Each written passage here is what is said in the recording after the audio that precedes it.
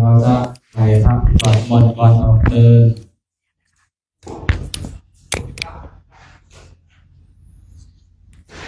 เพื่อเป็นสิริเป็นมงคลให้แก่เรา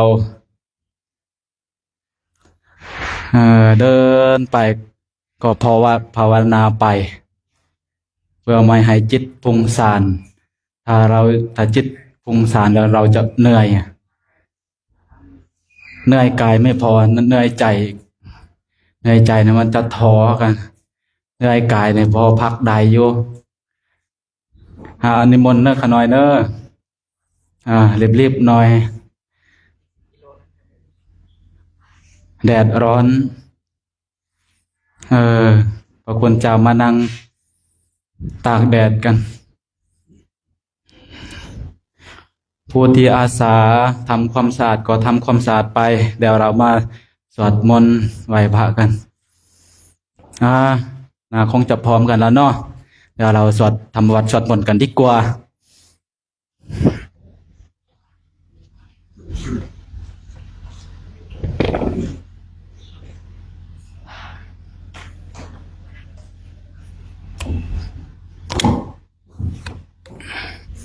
ให้เราก็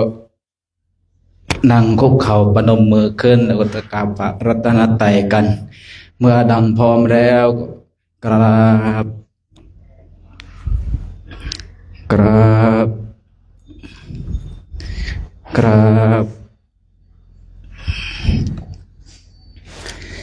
ขอโอกาสคณะสงฆ์นะครับโยสุภะคะวะอะระหังสัมมาสัมพุทโธสวากขาโตเยนะภะคะวะตาธัมโมสุปฏิปันโนยัสสะภะคะวะโตสาวกสังโฆธัมมายังภะคะวันตังสัทธัมมังสัสสังฆังอิเมหิสการะหิยะทาระหังอโรปิเตหิอาภิปุสยามะสาธุโนพันเตภะคะวะสุจิระอริเนพุตโตเปปัสสิมาสนตานุกัมปมานัสสะอิเมสการะทุกขตาปันนาการะปุเตปฏิคันหาตุอัมหากังเทียคารตังหิตายะสุขายะ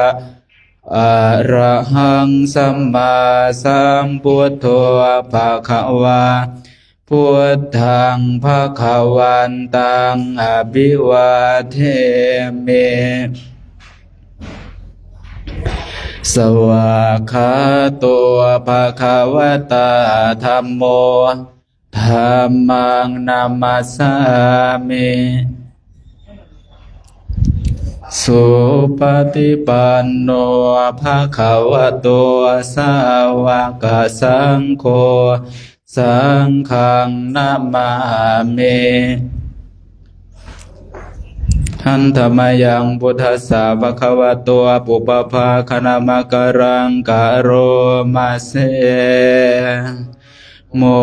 ตัสสะภะคะวะโตอะระหะโตสัมมา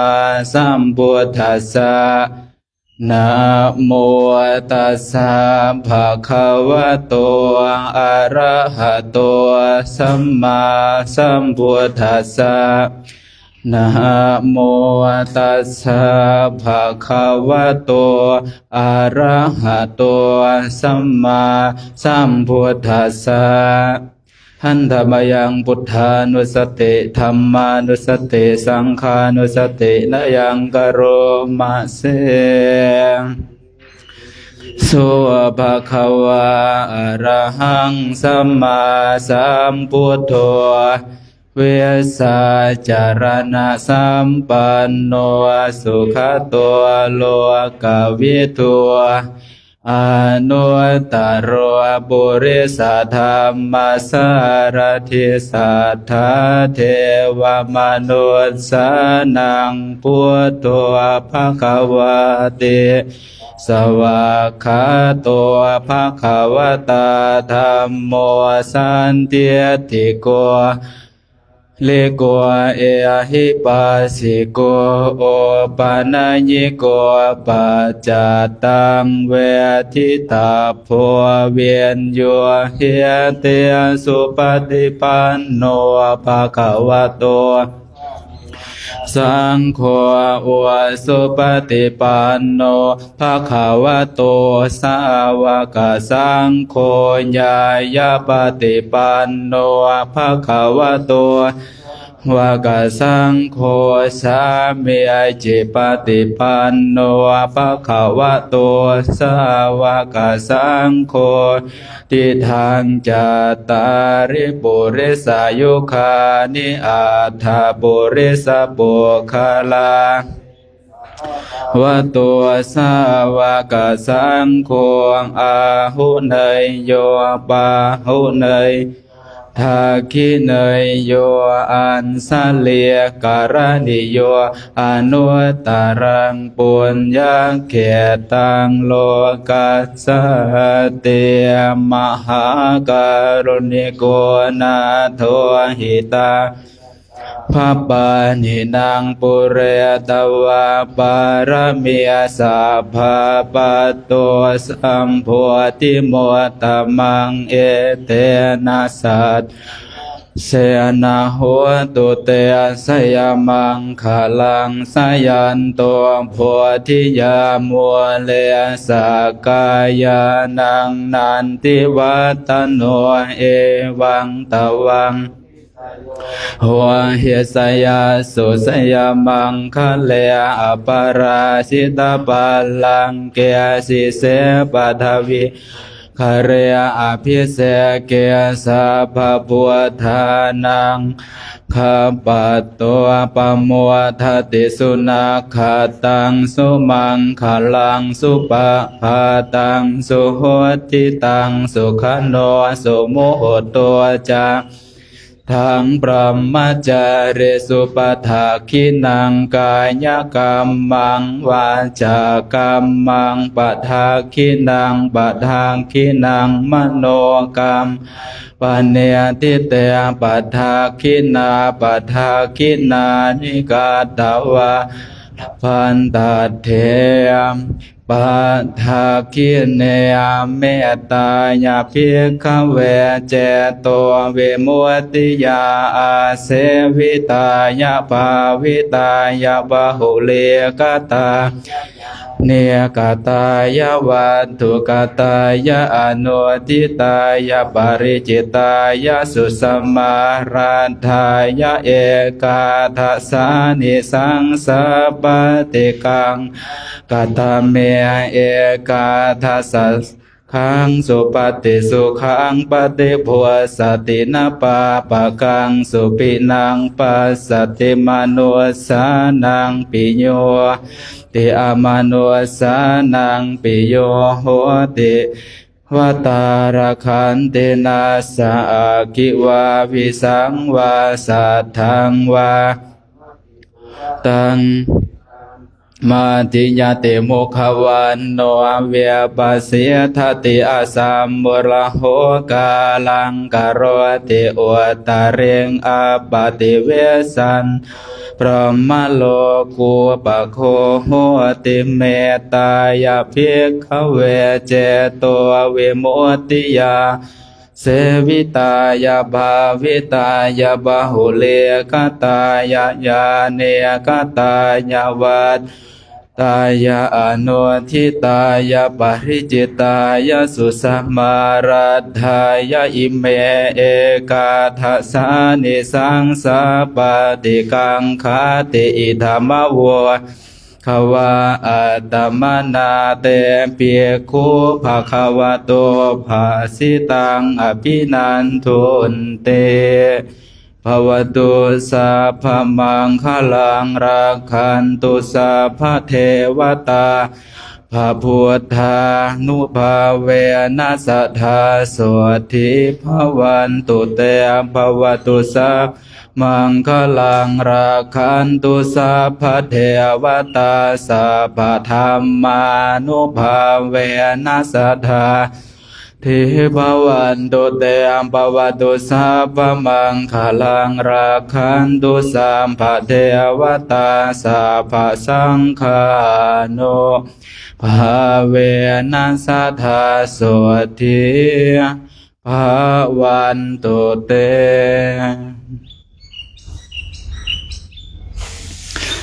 หันธรรมยังเมตตาปรนังกโรมาเสสัมเพสันตาอเวราโหนตุขอสัพพสัตว์ทั้งหลายทั้งปวงที่เป็นเพื่อนทุกข์เกิดแก่เจ็บตายด้วยกันทั้งหมดทั้งสิ้นจงเป็นสุข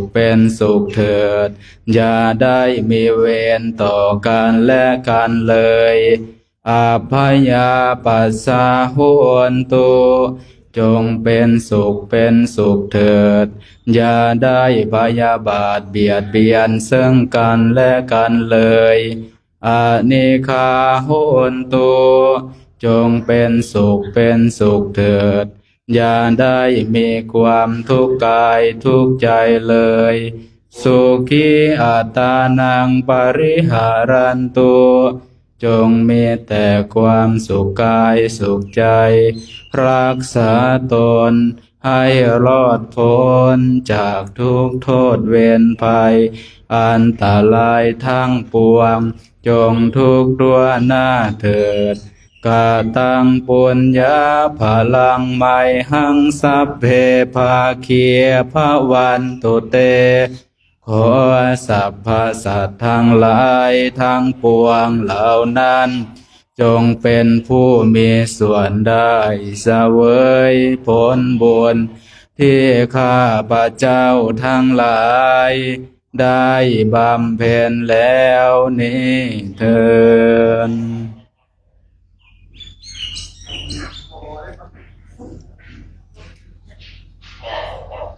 อรหังสัมมาสัมพุทโธ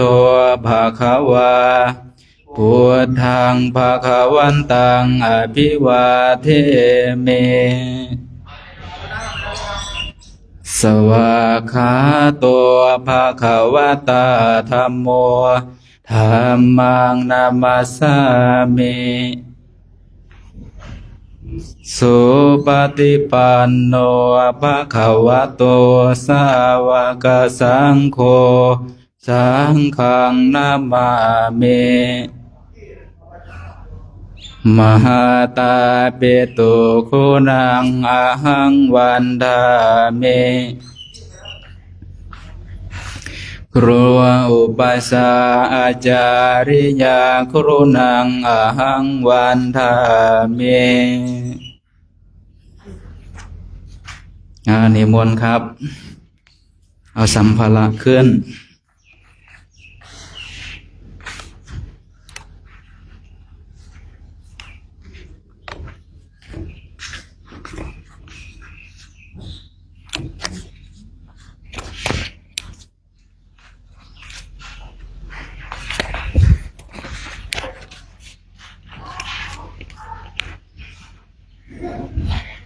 ไปชดไปชด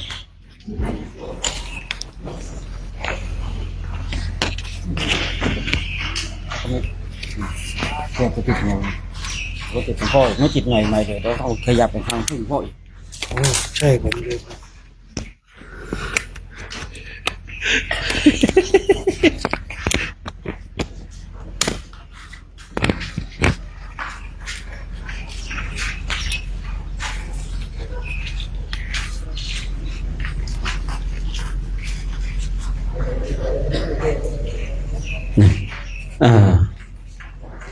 ครูบาอาจารย์หาเพื่อนอยู่เนอะครูบาอาจารย์ก็หาเพื่อนเย็นนี้อยู่มหาสมัยปฐมฤกษ์นะ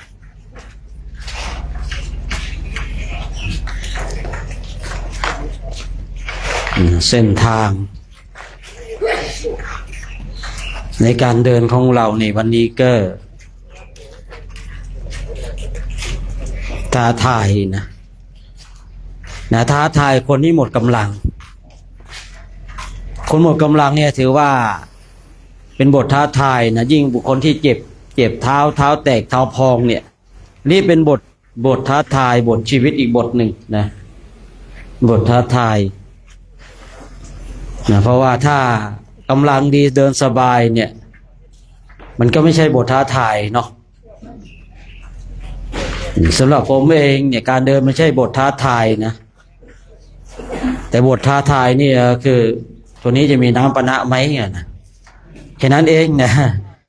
เดินอย่างนี้ไม่ใช่บทท้าทายครับมันเป็นไรในไม้นี่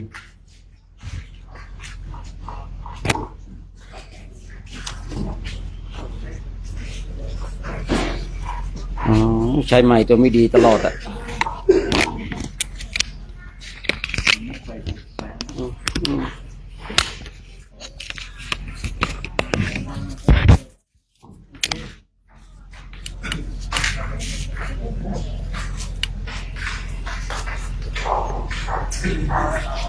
เจ้าของเขาก็คุยจังเลยไม่เขาได้100 เมตรนะ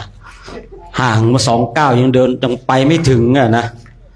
ก็คุยจังเลยแม่ไม่ผมได้100 เมตรเท่านั้นจันนะไม่ผมได้ดีสุดแล้วนะหันหลังให้ไม่ดังแล้วนะครับว่าไงกันเรียบร้อยกันเลยยังประเดชพระคุณหลวงพ่อมาแล้วเนาะเอายังไงกลุ่มจันเอาโอ้โหบริคารกำลังช่วยกันเนาะนั่นแหละช่วยกันเอาของขึ้นบ่าเนาะของเยอะก็ช้าหน่อยนะของผมนี่เองให้มาจันมนิดจับดูเมื่อกี้ก็ประมาณ9 กิโลนะเนี่ยนะผมไม่ได้เดินนั่นนะครับ9 กิโลนะครับแต่ผมลองเทียบของเนรด้วยแล้วผมอาจจะเบากว่าของพระนะแต่ผมเชื่อว่าผมหนักกว่าของเนรนะ ผมเชื่อว่าผมหนักกว่าของเนรแน่นอนนะเพราะฉะนั้นลองไปจับดูแล้วของใครนี่ของเนรนะเดี๋ยวเราจะได้ฟังโอวาทจากหลวงพ่อเนาะก่อนออกเดินทางทุกๆวันเนาะ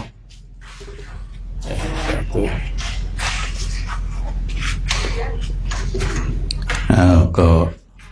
สวัสดีตอนสายๆของวันนี้ดูพระคุณเจ้าหน้าตาปกติผ่องใสบนความคล้ำของผิวก็เรียกว่าปกติเนาะจิตใจบ่งบอกว่าจิตใจพร้อมสู้กับทุกสภาวะทุกสภาพอากาศเนาะอันนี้อากาศที่ประเทศไทยนี่มันยังเด็กๆอ่ะคนดอยเขาว่าเด็กๆอ่ะเนี่ยมันเป็นของเด็กๆเท่านั้นเองเนาะพวกที่ไปมันรู้ไปมาแล้วเนาะหนาวไม่หนาวก็ถามแสงอรุณก็แล้วกันดูเดินมาก็ไปกี่ปีก็สูงอยู่เท่าเนี้ยเนาะแปลกดีเหมือนกันอากาศบ้านเราแสดงว่าอากาศบ้านเราก็สามารถที่จะต้องทนต่อให้ร่างกายของเราทนแล้วพอไปถึงสังเวชสี่แล้วเนี่ยเราจะได้มีร่างกายเราป่วยน้อยที่สุดพอไปถึงที่หมายเราจะได้สวดมนต์ไหว้พระเจริญกรรมฐานภาวนาศึกษา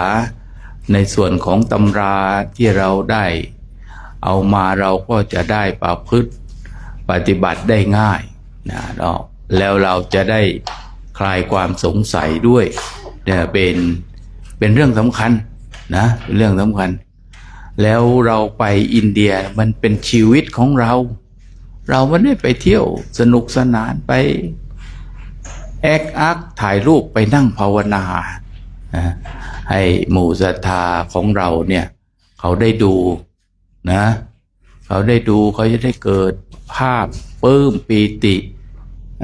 ศรัทธาบอกโอ้ครูบาอาจารย์หรือว่าพาลูกพาหลานได้ไปสังเวสีแล้วได้ไปนั่งภาวนาถ่ายรูปมาให้เขาดูเนาะอ้าวก็ขอถวายไว้เพียงเท่านี้เนาะก็ขอให้ท่านทั้งหลายเดินนะก้าวทุกก้าวมีพระพุทธเจ้าอยู่ในใจคิดอะไรไม่ออกบอกกับตัวเองไม่ได้ก็นึกถึงแต่พระพุทธเจ้าเมื่อเรานึกถึงแต่พระพุทธเจ้าแล้วเราจะมีคำตอบให้กับตัวของเราเองนะก็ด้วยอำนาจของบารมีธรรมที่ท่านทั้งหลายได้บำเพ็ญกันนี้แหละให้มีความรุ่งเรืองในชีวิตพรหมจรรย์กันทุกรูปทุกองค์ทุกท่านด้วยเถิดนกบินผ่านไม้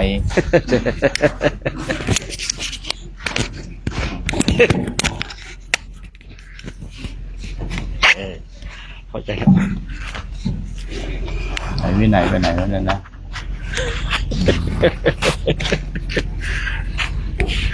อากาศเนาะต้องใช้อากาศเจออากาศที่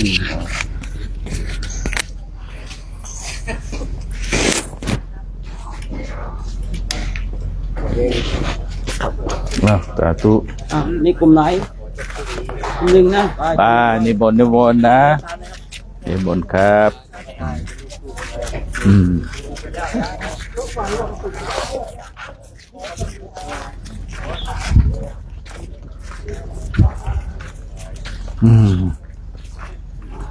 สาธุ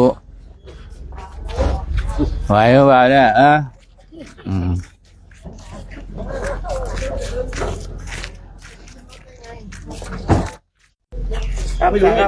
สวัสดีครับไหนเส้นนี้ครับก็ไม่ใช่เส้นนี้เหรอเส้นนี้ก็ได้ครับที่เดิมแล้วที่แล้วยกซ้ายครับไปครับสาธุผมยังรู้ไปทางไหนเหมือนกันเนี่ยเส้นนี้แล้วเลี้ยวซ้ายไปบ้านนะครับครับที่เป็นการต้มมีเย็นหน่อยครับเดี๋ยวสบายเนาะโอ้ได้เห็นชาวบ้านเป็นไถเกี่ยวข้าวก้าตีข้าวครับตีข้าวกันกะดีกะครับขอบคุณครับขอบคุณ thank you ทางนี้ขับรถต่อเหรอเดินไม่ได้2มาจาก20เลย18ครับเนี่ยนะวัดพวงเนี่ยนะวัดพวงเนี่ยนะโอ้ไอ้นี่พี่กุลโอ้โหนี่เนาะเจดีย์ขาวเลยนะขึ้นข้างบนเลยปะเหรอทางนี้นะ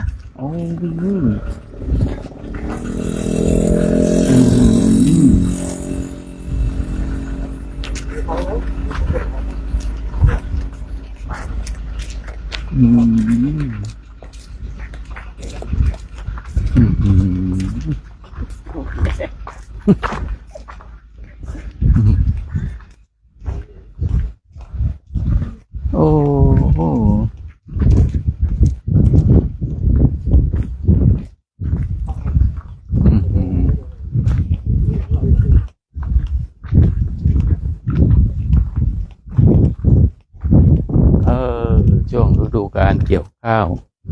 พระคุณเจ้าก็เดินเหมือนกันเดินเก็บเกี่ยวทำเนาะเกี่ยวข้าว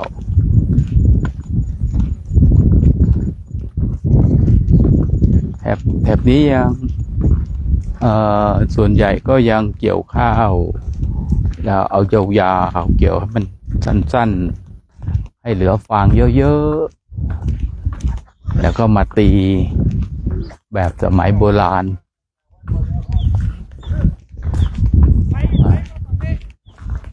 สมัยโบราณแล้วเขาก็จะเอาฟางข้าวไปปลูกพืชอย่างอื่นต่อสมัยนี้ก็ปลูกแล้วก็จะให้ผลดี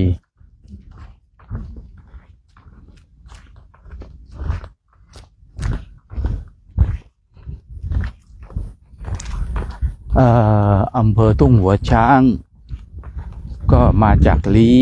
นะลี้สมัยก่อนนี่ทำไมเขาต้องชื่อลี้บอกมันไกลแต่มันอยู่ลิบลีปุ่นนะก็เลยเรียกลีไม่ค่อยมีคนเขาอยากมากันเมืองลี้เมืองป่าเมืองดอยแต่ก็มีบุคคลผู้มีบุญมาเกิดเนาะ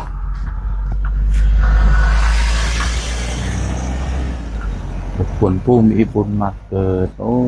อยู่กับวิถีของธรรมชาติ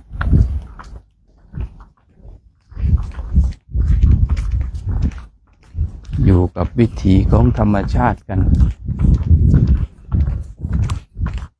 สมัยก่อนโรคไม่ค่อยเยอะ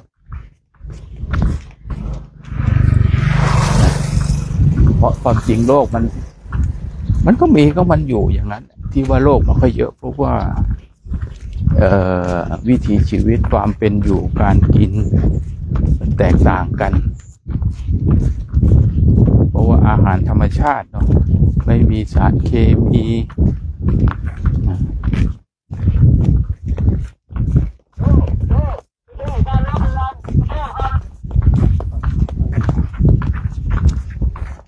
ว่ารถไม่ได้ตามไปทางพระนะรถไม่ขี่จะเดินไหวเลยนะตลอดทางอะรถไปคนละทางนะรถไปถนนใหญ่อีกทางหนึ่งก็บอกให้มันเดินรู้ก็มารับเดินมาหน่อยเดียวเดินไม่ขี่จะเดินไหวหรือเปล่ารถไม่ได้ตามไปนะรถของพ่อไหวจะตามเข้ามารับไงแกครับน่าจะไหวอยู่ครับไม่ได้ตามเข้ามารับ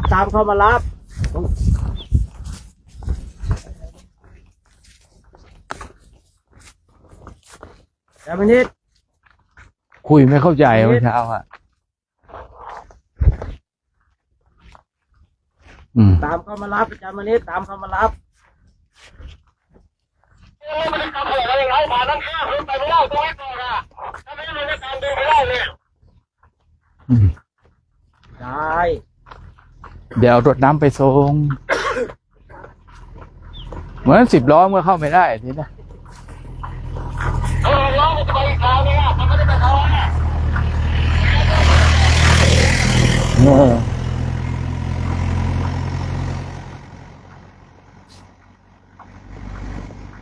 โอ้โหนี่ต้นไม้เยอะแยะ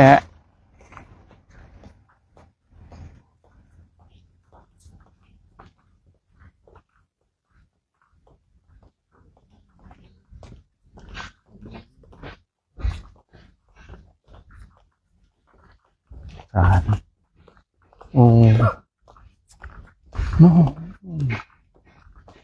ศาลเจ้าพ่อน้อยบุญลายบุญลีหรือบุญศรีโชคบุญศรีเนาะตั้งแต่อายุเยอะขึ้นมานี่มอง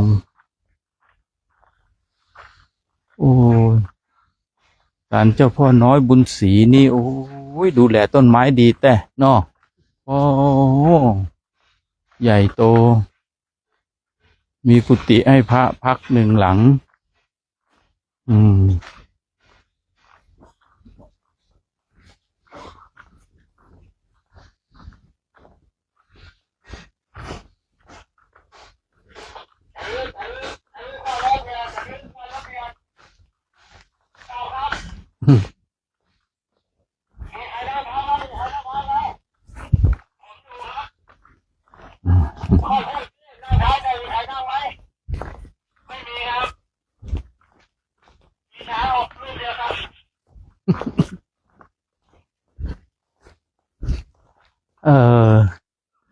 นี่นี่หมูนี่กี่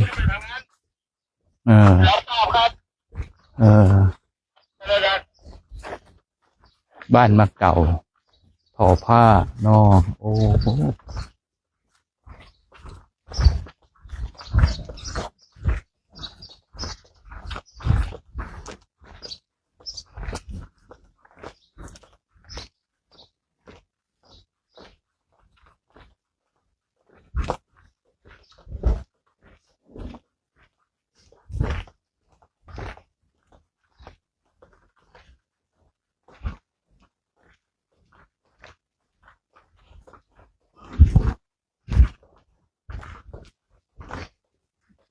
เงียบเลยนะช่วงเนาะบ้านเนาะอ่ะคุยกับโยไป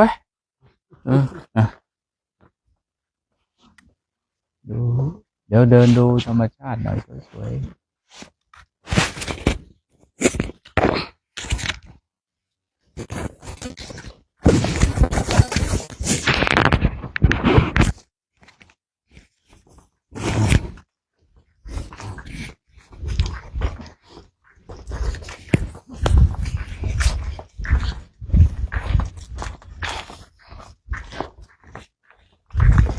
ขอเจริญพรคณะญาติธรรมในทั้ง4ช่องทางทุกท่าน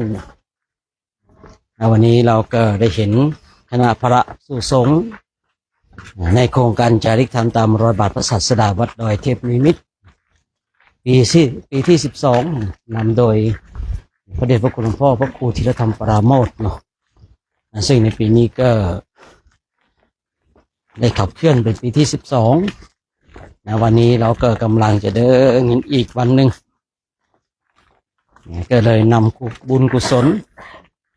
บุญที่เกิดจากการอนุโมทนาบุญในส่วนที่คนอื่นทำไม่ดีแล้วคือเราท่านทั้งหลายเห็นพระภิกษุสงฆ์องค์สมณเณรแม่ชีวบาโสบาสิกาได้ออกเดินกันแบบเนี้ยเพียงแต่เราตั้งจิตให้ถูกต้องและพอยินดีกับบุญนี้เราก็ได้บุญละซึ่งโครงการจาริกธรรมนี้ก็เปิดโอกาสให้พระภิกษุสงฆ์องค์สมณเณรแม่ชีวบาโสบาสิกาได้เข้าร่วมโครงการเพื่อเข้ามาฝึกฝนเตรียมความพร้อมทั้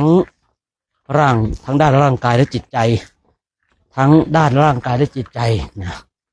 คือเราจะไปเดินที่อินเดียเนี่ยใจพร้อมอย่างเดียวไม่ได้นะ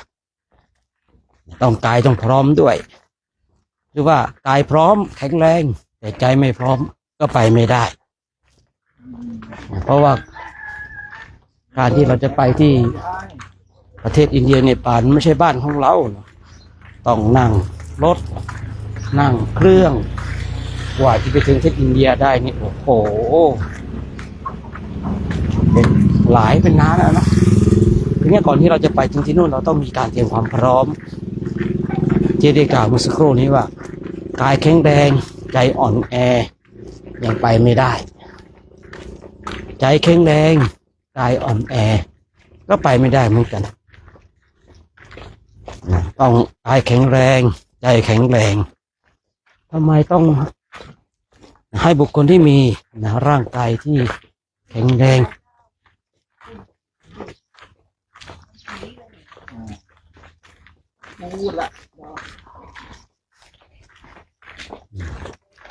คือเราต้องมีร่างกายที่แข็งแรงจิตใจที่แข็งแรงเพราะว่าเราไปอยู่ไม่ได้ถิ่นของเราไม่ใช่บ้านของเราแล้วก็ไปเดินที่โน่นอาหารการขบฉันอะไรหลายๆอย่างมันไม่เหมือนทั้งบ้านเราคราวนี้ถ้าบางคน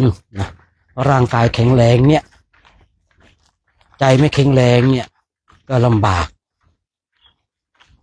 เพราะว่าผู้พูดเองก็เคยเห็นบางคนเนี่ยแข็งแรงมากเลยนะร่างกายนะแต่จิตใจนี่อ่อนแอพอเราไปอยู่ต่างประเทศเนี่ยมันจะมีโรคหนึ่งที่เกิดขึ้นคือโรคคิดถึงประเทศตัวเองถ้าจิตใจอ่อนแอ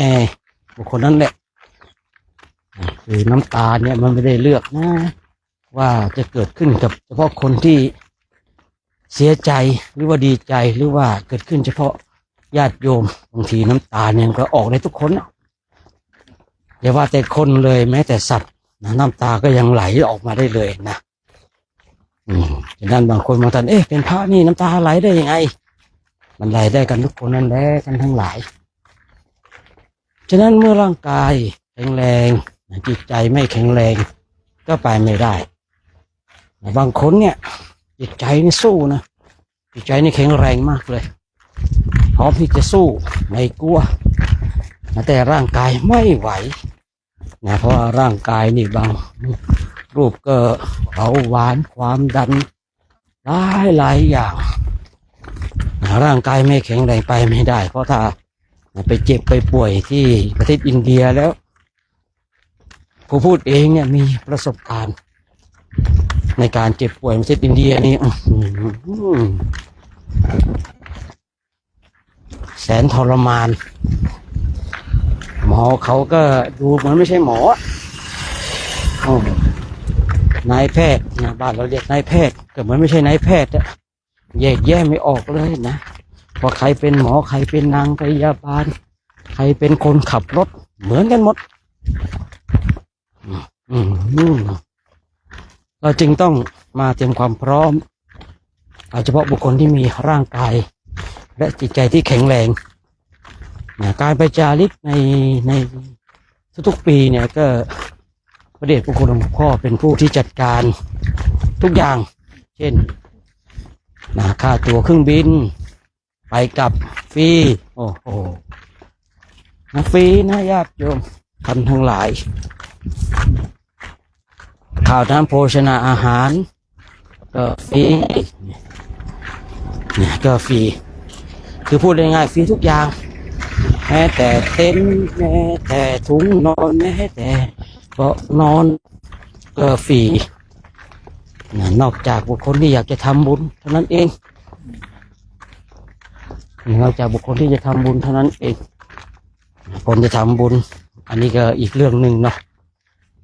แต่ว่าโครงการเนี่ยฟรีทุกอย่างแต่ต้องมาฝึกอบรมกับเราเปิดโอกาสให้พระภิกษุสงฆ์ไปฟรีไปเดินที่โน่นยิ่งปีนี้นะเปิดโอกาสให้อุบาสกอุบาสิกาไปบวชที่ประเทศอินเดียก็ไปฟรีแต่ก็หายเงียบกันหมดเลยนะไอตอนที่แบบคือไอตอนที่ฟังวิชาการนะโอ้โหผมจะไปบวชนะครับผมอยากไปบวชแต่ลงมือภาคปฏิบัติจริงๆมาเดินแบบนี้ไม่ไหว ผู้พูดเองก็ขำอยู่ไอตอนฟังนะฟังวิชาการว่าการบวชเนี่ยไปบวชโอ้โหเขาท่านะคือพูดง่ายๆเนาะปริยัตินะฟังแล้วมันง่ายแต่พอเข้าสู่ภาคการปฏิบัติดิโอ้โหเรื่อง108,000 ประการเรื่อง108,000 ประการคุยด้านปริยัติแล้วมันง่ายแต่ลงมือในการปฏิบัตินี่แหละนี่คือสาระสำคัญจะนึกดูที่เนี่ยเราเปิดโอกาสให้ไปฟรีนะให้ฟรีทุกอย่างอะไอตอนที่แบบยังไม่ลงสู่ภาคของการปฏิบัตินี่ใครๆก็อยากบวชผมเป็นนักปฏิบัติธรรมครับเนี่ยนะผมชอบครับผมศรัทธาพระผมอยากเดินธุดงค์ครับผมอยากไปบวชอินเดียคือยังไม่ได้ลงสู่ภาคของการปฏิบัติก็ฟังดีเนาะนะฟังดีแต่พอลงมือภาคเข้าสู่ภาคสนามโอ้โหเห็นมาเดินธุดงค์แบบเนี้ยเห็นมานั่งสมาธิตื่นตั้งแต่ตี 3ทำวัดสวดมนต์นั่งสมาธิจนสว่างสว่างเสร็จแล้วก็ไปบิณฑบาตไปบิณฑบาตกลับมาก็ฉันเสร็จเตรียมตัวออกเดินทางเนี่ยตกตอนเย็นไปถึงกลางเต็นท์เสร็จก็พอได้แก่สมควรแก่เวลาระฆังดังทำวัดสวดมนต์นั่งภาวนากันโน่น3 ทุ่ม2 ทุ่มครึ่ง3 ทุ่ม3 ทุ่มกว่าเลิกนะเหมือนแล้วแต่พอเจอหลักในการปฏิบัติภาคสนามไม่ไหวเลยมีคำพูดคำพูดหนึ่งว่าพูดให้ดูดีใครๆก็พูดได้แต่ทำดีๆนี่แหละคือสาระสำคัญว่าใครจะทำได้ขนาดไหนอย่างที่ได้กล่าวเมื่อสักครู่นี้เวลาตอนที่ยังไม่ได้ลงเข้าสู่ภาคของการปฏิบัตินะไปบวชอินเดียโอ้ผมชอบครับผมศรัทธาผมอยากไปผมชอบเลยนะผมศรัทธาผมอยากเดินธุดงค์เนี่ยนี่คือพูดให้ดีใครๆก็พูดได้ใช่หรือเปล่าแต่ทำจริงๆนี่ที่พอเห็นการปฏิบัติอย่างจริงจังเดินกันแบบเนี้ยเนี่ยอย่างที่ญาติโยมกำลังเห็นกันอยู่เนี่ย ไม่ไหวครับพอดีครับ เป็นนู่นเป็นนี่ติดนู่นติดนี่ทีแรกก็บวชได้ครับ พอเห็นการปฏิบัติของพระแล้วโอ้ผมยังเป็นหนี้อยู่ครับพ่อไม่ให้บวชบ้างเมียไม่ให้บวชบ้างอะไรก็ไม่รู้ลุงตุงนางไปหมดเลยเนี่ยคือบางทีคนเราเมื่อยังไม่ได้ลงสู่ภาคการปฏิบัตินะก็พูดอะไรสารพัดนะแต่พอเข้าสู่ภาคการปฏิบัติแล้วเนี่ยเราก็จะเห็นว่าได้เดี๋ยวก็เขานอนภาษาฝรั่งพูดว่าเข้าสลิป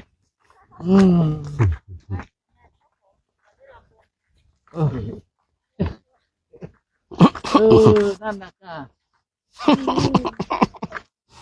ว่าเจ้าของในลำโพงเป็นลำโพงเนาะใช่เจ้าของมาใส่มุกไปนี่ก็นี่เจ้าของงานลำโพงเราเนี่ย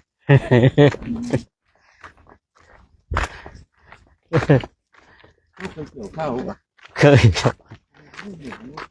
ครับผมก็อันนี้เราปวดหลังเลยในร่มแบบนี้นะลูกชาวนา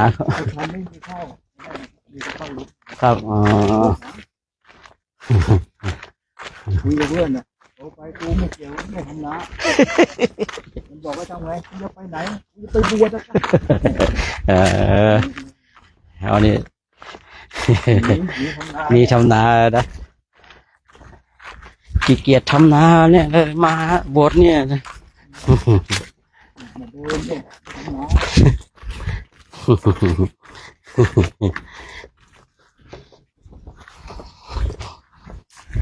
เมื่อกี้เราแวะ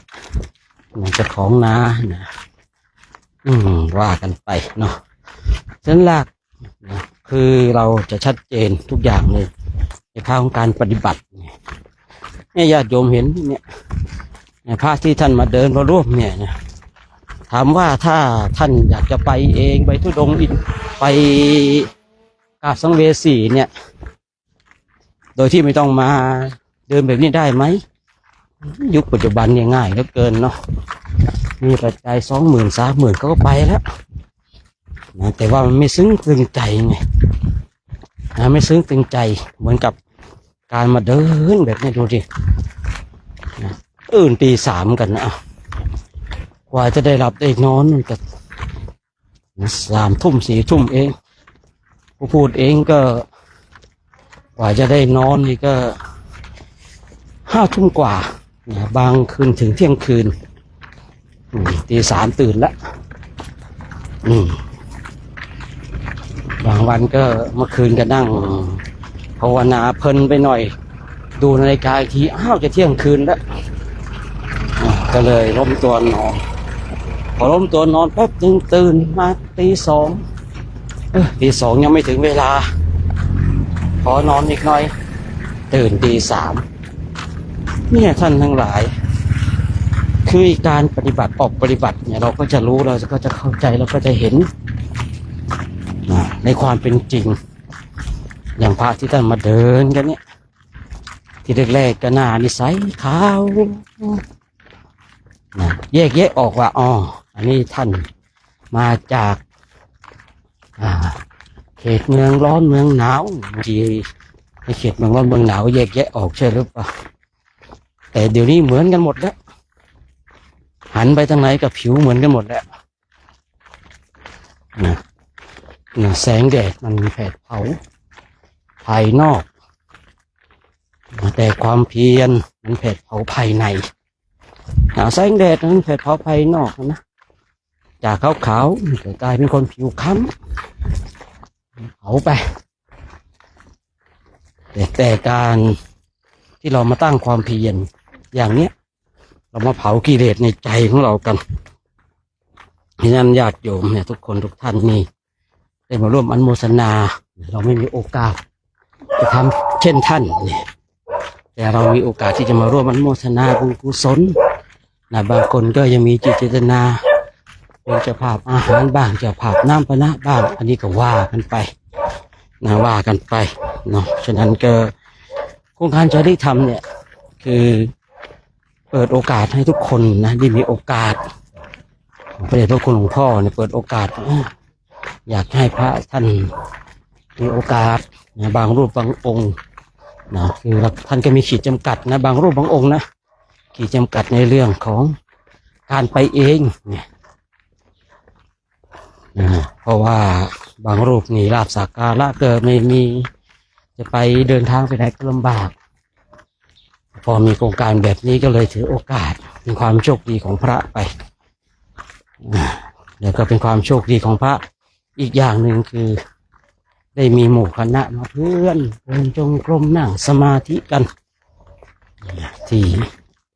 เดินจงกรมกันเนี่ยวันละ10 กว่ากิโลอ่ะ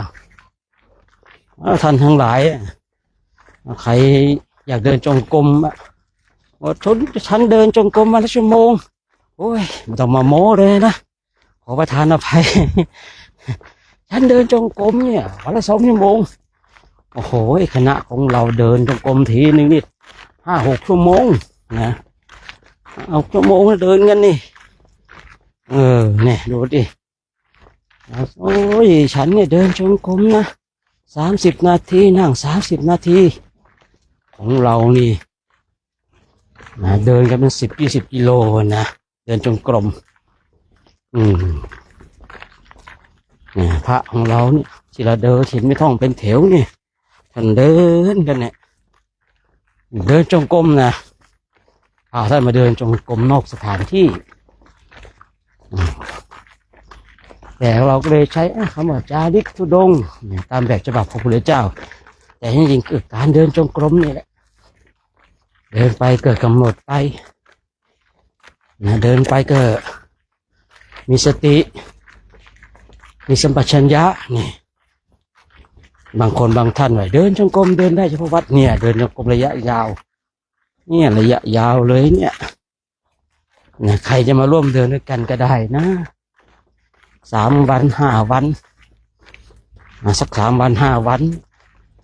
เดี๋ยวเลี้ยงข้าวฟรีเลี้ยงข้าวฟรีด้วยการบิณฑบาตนะ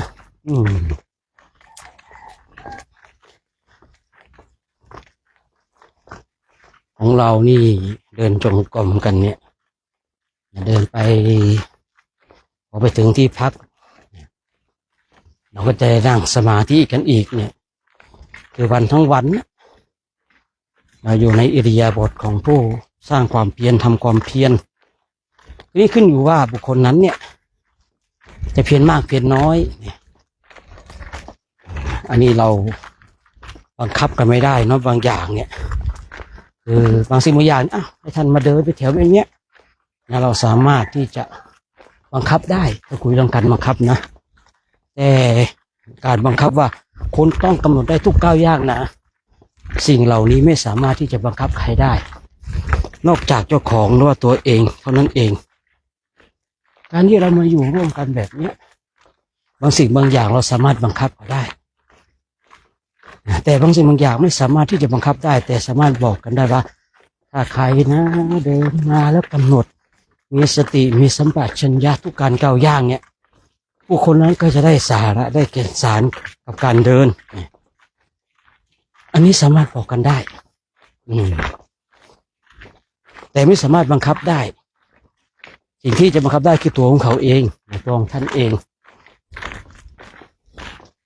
ท่านจะบังคับตัวเองได้ขนาดไหนขึ้นอยู่ว่าท่านมีความเพียรมากน้อยขนาดไหนโอ้โหทีนี้ก็เดิน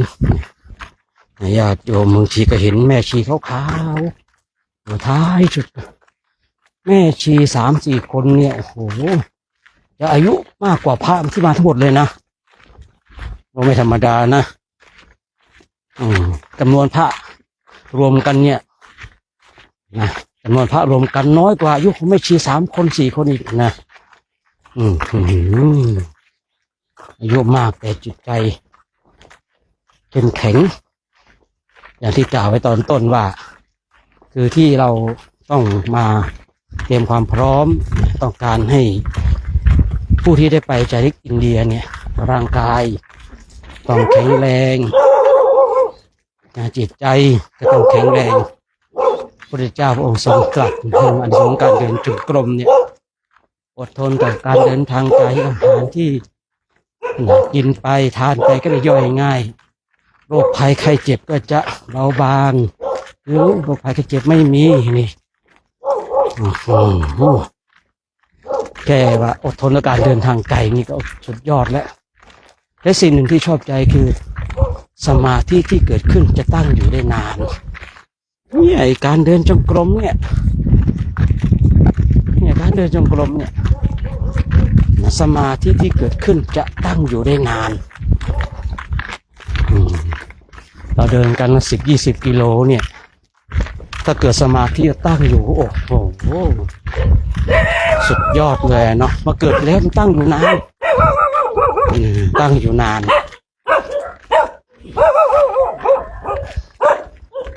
เราจริงจะเป็นต้องมาเตรียมความพร้อมกันก่อนเมื่อคุณเจ้าของเราพร้อมทั้งด้านร่างกายและจิตใจคือเมื่อมีความพร้อมด้านร่างกายจิตใจก็นู่นเดือนกุมภาและเดือนกุมภาต้นเดือนกุมภาเนี่ยเราก็จะไปเดินที่ประเทศอินเดียเพื่อกราบสังเวชนียสถานทั้ง4สถานที่ประสูติตรัสรู้แสดงธรรมแล้วก็ปรินิพพานแต่คณะของเราไปมากกว่านั้นนะบางสถานที่เนี่ยไปกับทัวร์เนี่ยไม่ได้ไปนะคือบางไปกับทัวร์บางสถานที่เนี่ยคืออยู่ในนอกเขตของเขาแต่ของเรานี่เดินนะสามารถหลบซ้ายหลบขวาแวะซ้ายแวะขวานะได้และเราจึงได้เปรียบตรงที่ว่าได้ไปหลายๆที่บางทีทัวร์เขาก็ไม่ใช่ทัวร์ไม่ดีนะคือทัวร์เนี่ยเขาก็มีขีดจำกัดเนาะตามค่าทัวร์ที่เขาเก็บอย่างสมมติว่าค่าทัวร์เขาเก็บจำนวนนี้ขีดจำกัดก็มีเพียงเท่านี้แต่ถ้าค่าทัวร์เก็บแพง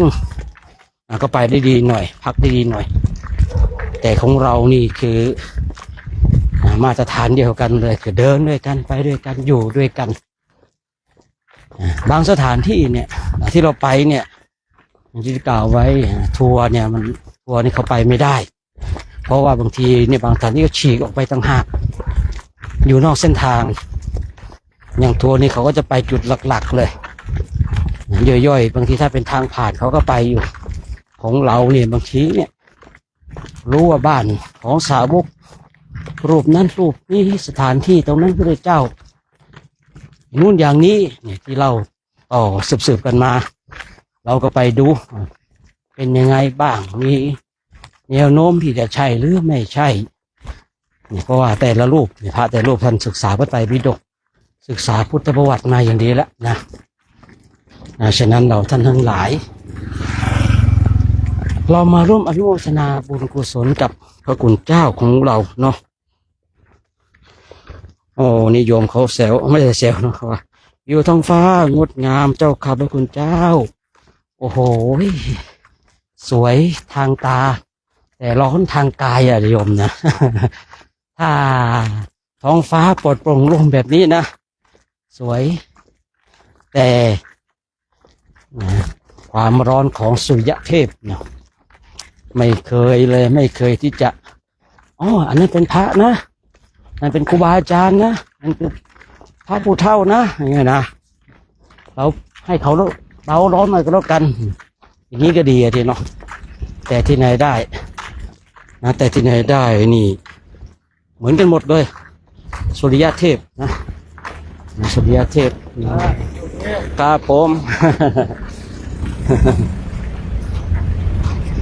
ตอนนี้วันนี้พระคุณหลวงพ่อร่วมเดินกับเราเนาะร่วมเดินกับเราคือเดินเนี่ยบางทีเนาะได้ออกได้ย่อยอาหารได้ออกกำลังกายดีหลายอย่างเลยดีหลายอย่างเลยพ่อก็มาร่วมเดินกับเราเป็นกำลังใจให้กับ คณะพระภิกษุสงฆ์องค์สามเณรแม่ชีอุบาสกอุบาสิกานะต่อไปเราก็ทำหน้าที่เดินไปเพราะชัยชนะของเราเนี่ยในจุดเดิมต้นจุดภาคแรกนะเอาเราว่าเป็นภาคดีกว่าเนาะภาคแรกนี่ก็จบที่วัดดอยเทพนิมิตรภาค 2ก็ไปจบที่สนามบินภาค 3ก็ไปจบกันที่อินเดียและเนปาลนะเพราะว่าหนังดีซีรีส์ดังเขายังมีหลายภาคเลยเนาะหนังดีซีรีส์ดังเขายังมีหลายภาคเลยการจริตของเรามันเป็นเรื่องที่ดีอะนะเราก็ต้องมีหลายภาคก็ทีนะ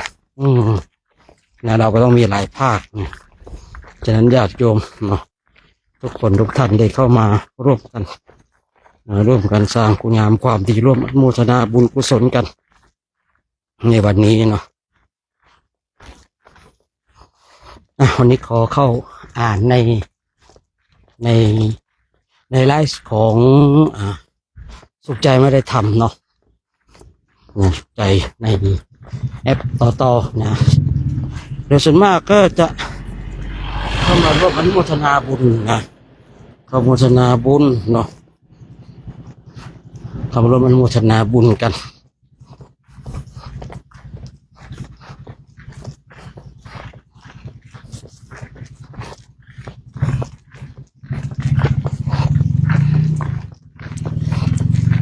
ก็อนุโมทนาบุญกันน้อมกราบสาธุข้าสาธุครับสาธุข้ากราบอนุโมทนาสาธุเจ้าข้าเนี่ยนะก็ร่วมกันเนาะร่วมกันส่วนในบ้านฟ้าบ้านฟ้านี่ก็ร่วมอนุโมทนาบุญกันบ้านฟ้าคอมเมนต์ก็จะเยอะนิดนึงนะบ้านฟ้านี่ก็สมมาก็ร่วมอนุโมทนาบุญกันเนาะร่วมอนุโมทนาบุญกันในวันนี้เราก็การเดินนะของพระเราก็อย่างที่เห็นแล้วนะไม่ได้เห็นผ้าหรอกนะเห็นต้นไม้ตัวนี้นะ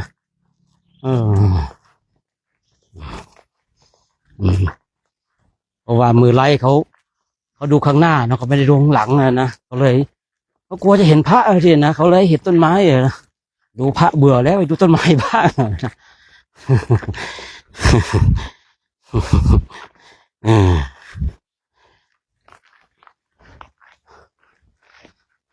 เอาละเนาะวันนี้ก็คงจะสมญยุติไปเพียงเท่านี้กันแล้วกันนะพอเดินมาได้4 กิโลแล้วนี่นะเราจะให้ไปดูข้างหลังกันไปสัมภาษณ์พระเดินข้างหลังแม่ชี้ก็ว่ากันไปเนาะโชคดีมีชัยทุกคนด้วยญาติโยมเน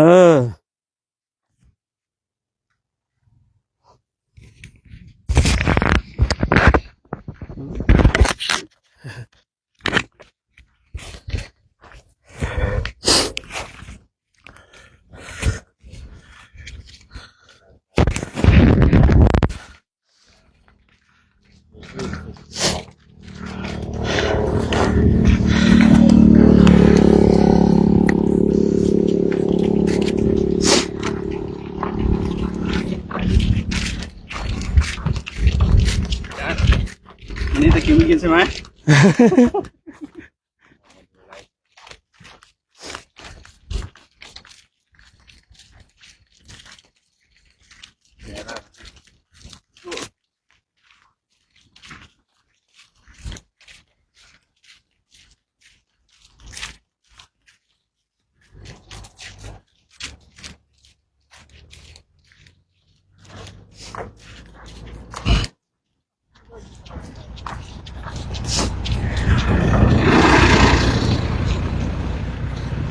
ขอเจริญพรนะวันนี้ระยะทาง18 กิโลพักที่ป่าช้าหนองห่างแต่มีโยมขอนิมนต์ ให้แวะฉันน้ำปันนะโยมเขาจะถวายอีกประมาณสัก4 กิโลข้างหน้าแต่ว่าชื่อโยมแดงบ้านโยมแดงนะเลขาของหลวงพ่อได้ส่งข้อมูลมาแบบนี้ทั้งสองข้างทางก็จะเป็นป่าไม้นะวันนี้การเดินบนทางสบายกว่าเมื่อวานนี้เป็นทางขึ้นดอยลงดอยขนาดอาตมาเดินอยู่ข้างหน้าเดินตามพระอาจารย์โชคเดินตามไม่ทันตอนลงดอยจะคิวจะกินอากาศหนาวด้วยวันนี้ทำไมแม่ชีเพิ่มสมาชิกมาเนี่ย เรามาเดินออกกำลังกาย ออกกำลังกาย พร้อมกายเก็บบุญด้วยค่ะ เดี๋ยวมาแย่งอาตมาขึ้นรถนะอาตมา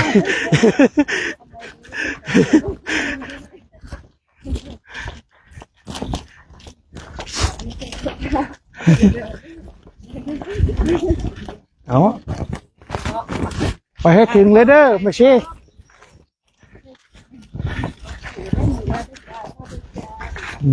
ดีแล้ว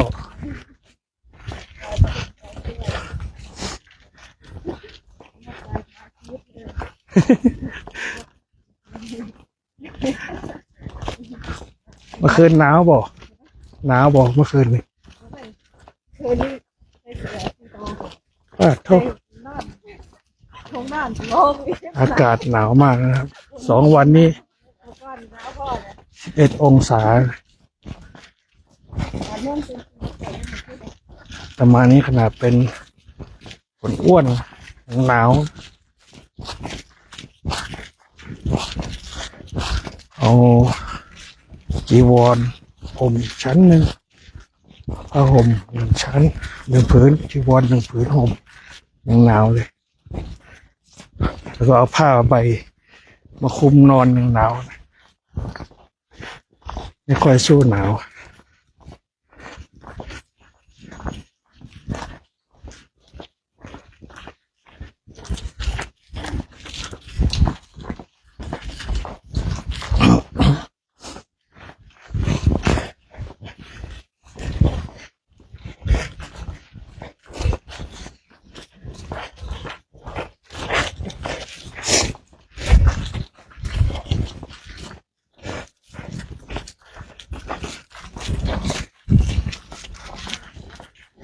ถ้าเป็นป่าเป็นดอยแบบนี้เดินสนุกมันภาวนาได้ดีกว่าเดินเข้าในตัวเมืองแต่ตัวเมืองเราหลีกเลี่ยงไม่ได้นะเป็นทางผ่านจะให้เดินทางป่ามันป่าเดี๋ยวนี้มันไม่มีเหมือนแต่ก่อนนะสมัยครูบาอาจารย์ท่านเดินทุรดงกันเมื่อก่อนเขาไม่เจริญเนาะเดี๋ยวนี้เขาเจริญไปทางไหนก็มีแต่เส้นทางใบพัดนะป่าไม้หายความเจริญเข้ามาธรรมชาติในส่วนเสียไปหมด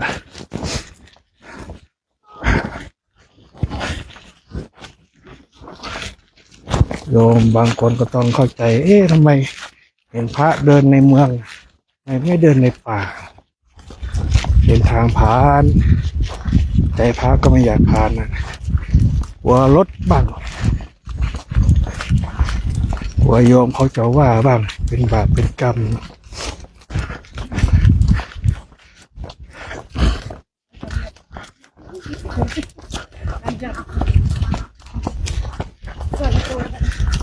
โยมจันบานเคยมาเดินไหว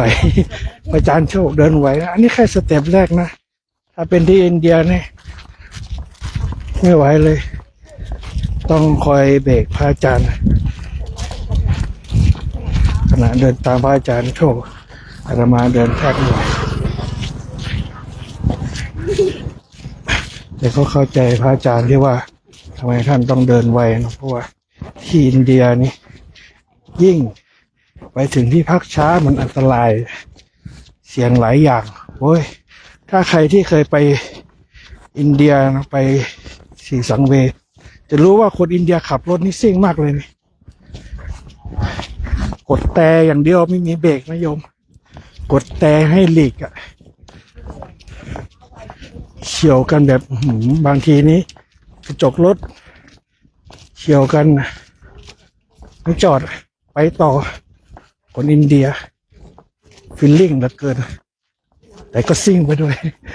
ขับรถซิ่งด้วย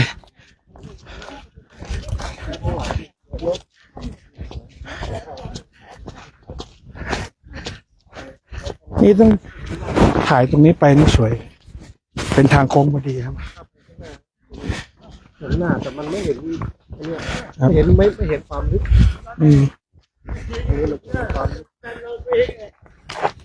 ดันตัวเองถึงเวทีก่อนดันตัวเองมาเร็วๆลองรูปนะหลวงพี่สยามครับหลวงพี่เสียงนะครับเดินปิดท้ายนะครับบางทีก็ใช้ลิฟต์หายตัวได้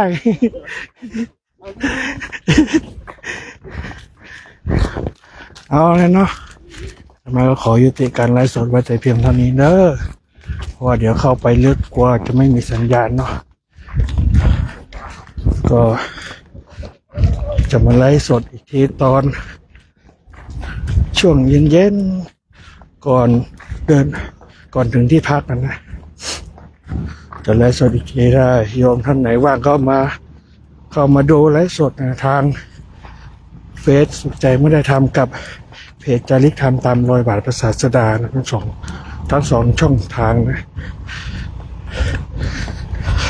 มาให้กำลังใจพระคุณเจ้าเนาะโยมบางคนก็โอนปัจจัยมาร่วมถวายค่าพัฒหารบ้างค่าน้ำปานะบ้างเป็นเลือดเป็นเนื้อให้พระคุณเจ้าได้สร้างบุญสร้างกุศลเนาะโยมก็ได้บุญ2 ต่อเนาะพระคุณเจ้ามีแรงปฏิบัติก็เป็นบุญอีกก็ขอยุติไลฟ์สดไว้แต่เพียงเท่านี้เด้อสาธุ